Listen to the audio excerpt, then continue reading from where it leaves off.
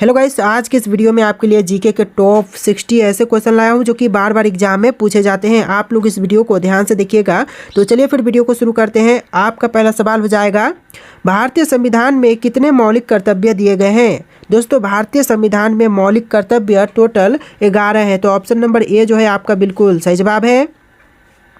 चलिए अगला सवाल, क्वेश्चन नंबर 2, भारत के संविधान का कौन सा भाग मौलिक कर्तव्य को दर्शाता है? दोस्तों, भारतीय संविधान का जो भाग मौलिक कर्तव्य को दर्शाता है यह भाग हो जाएगा भाग 10। ऑप्शन नंबर ए जो है आपका बिल्कुल सही जवाब है।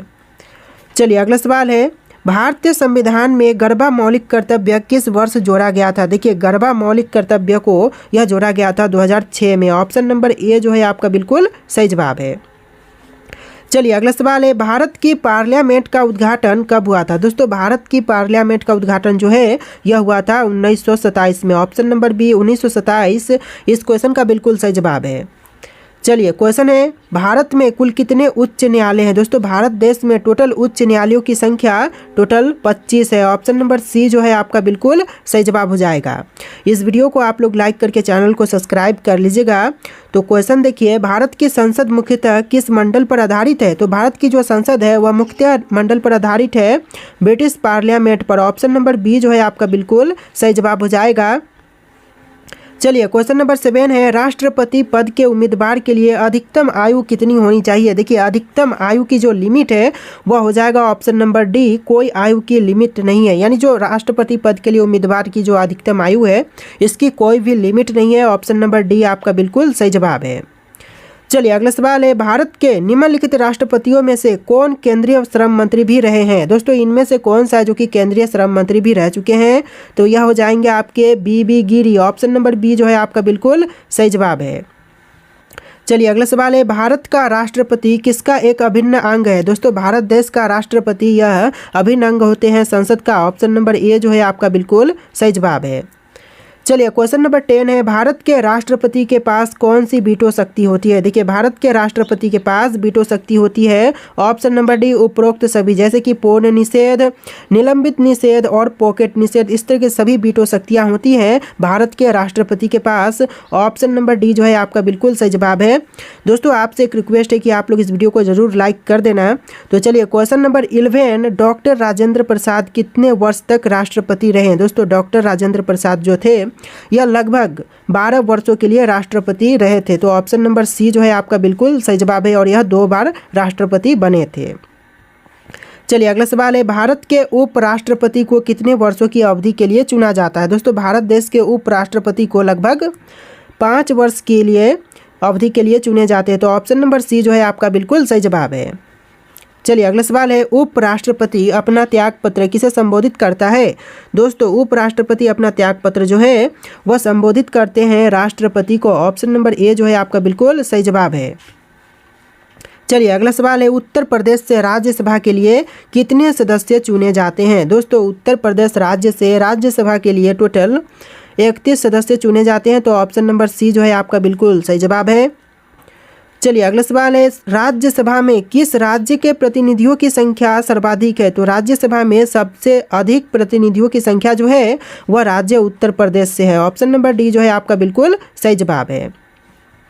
चलिए अगला सवाल है, बिहार के लोकसभा सीटों की कुल संख्या कितनी है? दोस्तों, बिहार के लोकसभा सीटों की कुल संख्या जो है यह 40 है। ऑप्शन नंबर ए जो है आपका बिल्कुल सही जवाब हो जाएगा। चलिए अगला सवाल है, प्राचीनतम विश्वविद्यालय कौन सा है? दोस्तों, इन ऑप्शन में से जो प्राचीनतम विश्वविद्यालय है वह कौन से हैं? तो यहाँ पर आपका आंसर जो है ऑप्शन नंबर सी रहेगा, नालंदा, जो कि विश्व का सबसे प्राचीन विश्वविद्यालय है। ऑप्शन नंबर सी जो है आपका बिल्कुल सही जवाब रहेगा। चलिए अगला सवाल है, किसे एशिया की रोशनी कहा जाता है? दोस्तों, एशिया की रोशनी यह कहते हैं गौतम बुद्ध को। ऑप्शन नंबर बी जो है आपका बिल्कुल सही जवाब है, गौतम बुद्ध को एशिया की रोशनी कहते हैं। चलिए अगला सवाल है, जियो और जीने दो किसका नारा है या फिर किसने कहा था? दोस्तों, जियो और जीने दो कहने वाले आपके ऑप्शन नंबर ए रहेंगे महावीर स्वामी, जिन्होंने जियो और जीने दो का नारा दिया था। ऑप्शन नंबर ए जो है आपका बिल्कुल सही जवाब है। चलिए अगला सवाल है, अशोक के शासनकाल में बौद्ध संगीति किस नगर में आयोजित हुआ था? दोस्तों, अशोक के शासनकाल के समय बौद्ध संगीति जो है यह इसका जो आयोजन है यह हुआ था ऑप्शन नंबर बी पाटलिपुत्र में, जो कि वर्तमान में पटना शहर के नाम से प्रसिद्ध है, बिहार का राजधानी पटना। तो यह जो आपका आंसर है ऑप्शन नंबर बी रहेगा, पाटलिपुत्र। चलिए अगला सवाल है, किसके द्वारा तृतीय बौद्ध संगीति को संरक्षण प्रदान किया गया था? तो यह प्रदान किया गया था अशोक के द्वारा। ऑप्शन नंबर बी जो है आपका बिल्कुल सही जवाब हो जाएगा। देखिए आपका अगला सवाल है क्वेश्चन नंबर 6, जैन धर्म में पूर्ण ज्ञान के लिए एक शब्द है, तो कौन सा एक शब्द है पूर्ण ज्ञान के लिए जैन धर्म में? तो यह शब्द हो जाएगा कैवल्य, कैवल्य। ऑप्शन नंबर सी कैवल्य बिल्कुल सही जवाब हो जाएगा। चलिए अगला सवाल है, किस शासक के शासनकाल में नेपाल में बौद्ध धर्म का आगमन हुआ था? तो देखिए यह शासनकाल हो जाएगा ऑप्शन नंबर बी अशोक का शासनकाल। ऑप्शन नंबर बी जो है आपका बिल्कुल सही जवाब है। चलिए अगला सवाल है, गौतम बुद्ध ने अपना प्रथम उपदेश कहाँ पर दिया था? दोस्तों गौतम बुद्ध ने अपना प्रथम उपदेश यह दिया था सारनाथ में। ऑप्शन नंबर सी सारनाथ, जो कि बिल्कुल सही जवाब है। चलिए अगला सवाल है क्वेश्चन नंबर 9, महावीर का जन्म किस क्षत्रिय गोत्र में हुआ था? दोस्तों महावीर का जन्म जो है यह हुआ था क्षत्रिय गोत्र में। ऑप्शन नंबर बी जो है आपका जांत्रिक बिल्कुल सही जवाब हो जाएगा। चलिए क्वेश्चन नंबर 10 है, महावीर की माता कौन थी? दोस्तों महावीर की माता जो थी यह त्रिशला थी। ऑप्शन नंबर सी जो है आपका बिल्कुल सही जवाब है। आप लोग इस वीडियो को लाइक करके चैनल को सब्सक्राइब कर लीजिएगा। अगला सवाल देखिए, गौतम बुद्ध द्वारा अपने धर्म में शिक्षित किए जाने वाला अंतिम व्यक्ति निम्नलिखित में से कौन था? तो यह व्यक्ति हो जाएंगे option number C Subhadra. Option number D जो है आपका बिल्कुल सही जवाब है। चलिए क्वेश्चन नंबर 12 है, प्राचीनतम विश्वविद्यालय कौन था? यह क्वेश्चन रिपीट हो रहा है, आंसर जो है ऑप्शन नंबर सी रहेगा, नालंदा। चलिए अगला सवाल है क्वेश्चन नंबर 13, किस भाषा का ज़्यादा उपयोग बौद्धवाद के प्रचार के लिए किया गया था? देखिए सबसे अधिक जिस भाषा का उपयोग किए गए थे बौद्धवाद के प्रचार के लिए, यह भाषा हो जाएगा पाली। ऑप्शन नंबर सी पाली, जो कि बिल्कुल सही जवाब है। चलिए अगला सवाल देखते हैं क्वेश्चन नंबर 14, महावीर की मृत्यु कहाँ हुई थी? दोस्तों महावीर की मृत्यु जो हुआ था यह हुआ था पावापुरी में। ऑप्शन नंबर डी पावापुरी बिल्कुल सही जवाब है। देखिए अगला सवाल है क्वेश्चन नंबर 16, मठ मंदिर और स्तूप किस धर्म से संबंधित है? तो ये सभी संबंधित है बौद्ध धर्म से। ऑप्शन नंबर ए जो है आपका बिल्कुल सही जवाब है। चलिए अगला सवाल है, बौद्ध धर्म एवं जैन धर्म दोनों के उपदेश किसके शासनकाल में दिए गए थे? तो यह दोनों ही धर्मों के जो उपदेश हैं यह दिए गए थे ऑप्शन नंबर बी अशोक के शासनकाल में। ऑप्शन का बी जो है आपका बिल्कुल सही जवाब है। चलिए अगला सवाल है, सांची क्यों विख्यात है? दोस्तों सांची जो विख्यात है यह सबसे बड़ा बौद्ध स्तूप के कारण विख्यात है। ऑप्शन नंबर बी जो है आपका बिल्कुल सही जवाब है। चलिए अगला सवाल है क्वेश्चन नंबर 19, जैन परंपरा के अनुसार जैन धर्म में कुल कितने तीर्थकर हुए? तो देखिए जैन धर्म में तीर्थकर हुए थे टोटल 24। ऑप्शन नंबर सी जो है आपका बिल्कुल सही जवाब है। चलिए अगला सवाल है, बोध गया स्थित है? दोस्तों बोध गया कहाँ पर स्थित है? तो यह स्थित है बिहार में। ऑप्शन नंबर सी जो है आपका बिल्कुल सही जवाब है। अगला सवाल है, जातक किसका ग्रंथ है? दोस्तों जातक जो है यह ग्रंथ है बौद्ध का। ऑप्शन नंबर सी जो है आपका बिल्कुल सही जवाब है। चलिए अगला सवाल है, सिद्धार्थ को ज्ञान प्राप्ति कहाँ हुई थी? देखिए सिद्धार्थ मतलब बुद्ध, सिद्धार्थ बुद्ध का नाम सिद्धार्थ था। तो ऑप्शन में से right answer option number D रहेगा, गया में। जी हाँ दोस्तों, सिद्धार्थ यानी बुद्ध को ज्ञान की प्राप्ति जो है वह गया में हुआ था। ऑप्शन नंबर डी जो है आपका बिल्कुल सही जवाब है। अगला सवाल है, सारनाथ में बुद्ध का प्रथम प्रवचन कहलाता है? दोस्तों बुद्ध का प्रथम प्रवचन यह कहलाता है ऑप्शन नंबर डी धर्मचक्रवर्तन। ऑप्शन नंबर डी जो है आपका बिल्कुल सही जवाब हो जाएगा। देखिए अगला सवाल है क्वेश्चन नंबर 24, बौद्ध धर्म ने समाज के निम्न वर्गों पर महत्वपूर्ण प्रभाव डाला। तो कौन से वर्गों पर? महिला और शूद्र पर। ऑप्शन नंबर डी जो है आपका बिल्कुल सही जवाब है। देखिए आपका अगला सवाल है, वर्तमान में किस राज्य का लोकसभा में अधिकतम सदस्यों की संख्या के हिसाब से दूसरा स्थान है? तो यह स्थान हो जाएगा महाराष्ट्र राज्य का। ऑप्शन नंबर बी जो है आपका बिल्कुल सही जवाब है। देखिए क्वेश्चन है, लोकसभा चुनाव लड़ने के लिए न्यूनतम आयु कितनी होनी चाहिए? दोस्तों लोकसभा चुनाव लड़ने के लिए न्यूनतम आयु की सीमा होनी चाहिए कम से कम 25 वर्ष। ऑप्शन नंबर बी जो है आपका बिल्कुल सही जवाब है। देखिए क्वेश्चन नंबर 19 है, भारत में एक व्यक्ति अधिक से अधिक कितनी बार प्रधानमंत्री पद पर नियुक्त हो सकते हैं? तो यह ऑप्शन नंबर डी रहेगा, कितनी ही बार, कोई लिमिट नहीं है। ऑप्शन नंबर डी आपका बिल्कुल सही जवाब है। चलिए अगला सवाल है, भारत में शक्तियों का प्रमुख उभरता केंद्र है। दोस्तों भारत देश में शक्तियों का प्रमुख उभरता केंद्र कौन सा है? तो यह केंद्र हो जाएगा ऑप्शन नंबर सी, प्रधानमंत्री। ऑप्शन नंबर सी जो है आपका बिल्कुल सही जवाब है। देखिए अगला सवाल है, निम्नलिखित में से कौन लोकसभा का नेतृत्व करता है? दोस्तों लोकसभा का नेतृत्व यह करते हैं प्रधानमंत्री। ऑप्शन नंबर सी जो है आपका बिल्कुल सही जवाब है। देखिए अगला सवाल है, क्वेश्चन नंबर 22, संघ मंत्री परिषद का अध्यक्ष कौन होता है? दोस्तों संघीय मंत्री परिषद का अध्यक्ष यह होते हैं प्रधानमंत्री। ऑप्शन नंबर बी जो है आपका बिल्कुल सही जवाब है। चलिए अगला सवाल है, प्रथम लोकसभा का गठन कब हुआ था? दोस्तों प्रथम लोकसभा का गठन यह हुआ था 1952 में। ऑप्शन नंबर 1952, जी हाँ, ऑप्शन नंबर सी ही आपका बिल्कुल सही जवाब रहेगा। 1952 में लोकसभा का प्रथम गठन हुआ था। चलिए अगला सवाल है, नीति आयोग का अध्यक्ष कौन होता है? दोस्तों नीति आयोग के अध्यक्ष यह होते हैं प्रधानमंत्री। ऑप्शन नंबर सी जो है आपका बिल्कुल सही जवाब है।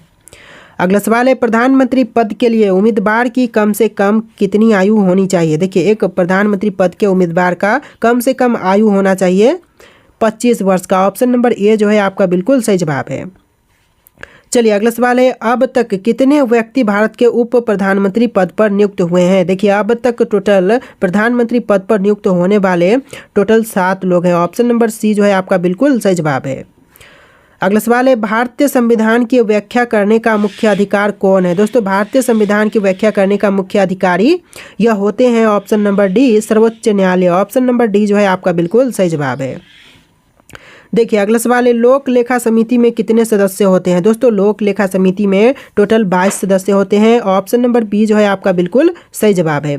इस वीडियो को आप लोग लाइक करके चैनल को सब्सक्राइब कर लेना, और हमारे चैनल पर बहुत से इंपॉर्टेंट क्वेश्चंस के जो वीडियोस हैं पड़े हुए हैं, तो आप लोग जा करके उन सभी को भी चेकआउट कर लीजिएगा।